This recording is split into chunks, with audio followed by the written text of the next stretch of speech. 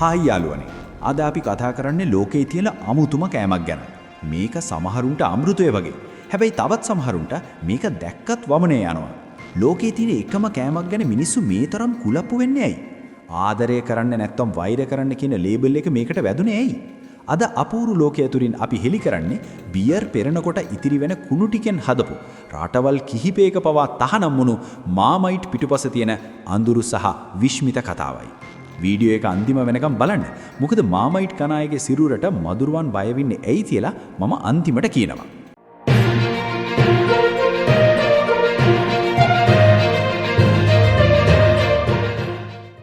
Marmite වල ඉතිහාසයේ පටන් ගන්නේ 19 වෙනි සියවසේ අගභාගයේදී.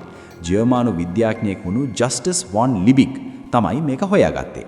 ඒ කාලේ බියර් හදනකොට ඉතිරි වෙන යීස්ට් සාරය වැඩකට නැති දෙයක් විදිහට විසිකලා. ඒත් මේ විද්‍යාඥයා අහම්බෙන් හොයාගත්තා මේ යීස්ට් සාරය සාන්ද්‍රණය කරලා රසවත් ආහාරයක් හදන්න පුරුවන් කියලා. 1902 දී එංගලන්තයේ බර්ටන් ඔන් ට්‍රෙන්ට් වල මාමයිට් කර්මාන්ත ශාලාව පටන් ගත්තේ මේ අපද්‍රව්‍ය වලින් රන් සොයන්නයි.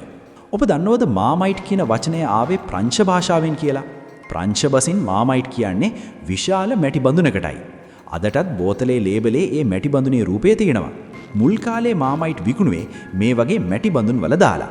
පස්සේ 1920 දී තමයි අපි අද දකින මේ සුවිශේෂී හැඩයේ වීදුරු බෝතලේ නිර්මාණය කළේ. මේ බෝතලේ හැඩය පවා මිනිස්සුන්ගේ හිතේ තදින් රැඳෙන්න හේතුවක් වුණා. මාමයිට් කියන්නේ නිකම්ම කෑමක් නෙවෙයි. පළමු රෝග යුද්ධයේදී බ්‍රිතාන්‍ය සොල්දාදුවන් 1000 ගණනක් බෙරිබෙරි කියන දරුණු රෝගයෙන් මිය ගියා. ඒකට හේතුව වුණේ විටමින් B ඌනතාවයයි. මාමයිට් කියන්නේ විටමින් B වලින් පිරුණු පතලක් වගේ දෙයක්. මේ නිසා බ්‍රිතාන්‍ය රජය තීරණය කළා හැම සොල්දාදුවෙකුගේම සලාක මල්ලට මාමයිට් බෝතලයක් ඇතුළත් කරන්න. එදා සොල්දාදුවන්ගේ පණ බේරගත්තේ මේ කළු පාට උකුදියරයයි.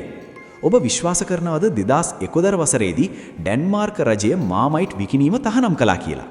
ඒකට හේතුව වුණේ මාමයිට් වල තියෙන අතිවිශාල විටමින් ප්‍රමාණයයි. ඩෙන්මාර්ක් නීතියට අනුව ආහාරයකට අමතර විටමින් එකතු කරනවා නම් ඒකට විශේෂ අවසරයක් ගන්න ඕනේ. මාමයිට් වල විටමින් වැඩි කියලා ඔවුන් එක තහනම් කළා. මේක ලෝකයේ පුරා ලොකු පුවතක් වුණා. මොකද මිනිස්සු හිතුවේ මාමයිට් කියන්නේ විෂක් කියලා. ඒත් පස්සේ මේ ගැටලුව විසඳිලා නැවත විකිණීම ආරම්භ වුණා. මෙන්න දැන් අපි අර මුලින් කිව්ව රහසට ආවා. මාමයිට් කන මිනිසුන්ට මදුරුවන් බයයි කියලා කතාවක් තියෙනවා. ඒකට විද්‍යාත්මක පදනමක් තියෙනවා. මාමයිට් වල තියෙන විටමින් B සංකීර්ණය අපේ සිරුරෙන් පිටවෙන දහඩේර සමග මිශ්‍ර වෙලා විශේෂ සුවඳක් නිකුත් කරනවා. අපිට ඒක නොදෙනුනත් මදුරුවන් ඒ සුවඳට දැඩි ලෙස අකමැතියි. ඉතින් ඔබ මාමයිට් කනවනම් මදුරුවන්ගෙන් බේරෙන්න ඒකත් එක විදිහක ස්වභාවික ආවරණයක්. ඇයි සමහරු මාමයිට් වලට මේ තරම් වෛර කරන්නේ? විද්‍යාඥයින් කළ පර්යේෂණ වලින් හෙළි වෙලා තියෙනවා ඔබ මාමයිට් රසට කැමතිද නැද්ද කියන එක තීරණය වෙන්නේ ඔබේ ජාන DNA අනුව. ඒ කියන්නේ ඔබ මාමයිට් කෑව ගමන් අප්පිරාවක් දැනෙනවා නම් ඒක ඔබේ වැරද්දක් නෙවෙයි ඔබේ ජානවල පිහිටීමයි. ඒ නිසා තමයි මාමයිට් සමාගම පවා love it or hate it කියන තේමාව පාවිච්චි කරන්නේ.